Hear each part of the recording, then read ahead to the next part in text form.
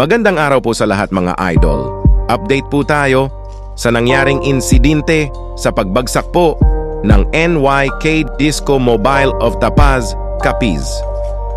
Ito po ang kuhang video bago bumagsak ang NYK Disco Mobile. Makikita po natin sa video mga idol kung gaano kalakas ang hangin dulot ng bagyong Christine. Nangyari po itong insidente sa lugar ng Cordova Sur kung saan ginaganap ang 11 Linagumba sa Cordova. Sa sobrang lakas ng hangin, bumagsak po ang sound system ng NYK. At ito na po ang casualty sa nangyaring insidente. Basag ang mga horn ng tweeter at nayupi ang ilang mga speaker nito. Sa NYK Disco Mobile, alam ko na hindi basta-bastang damage ito.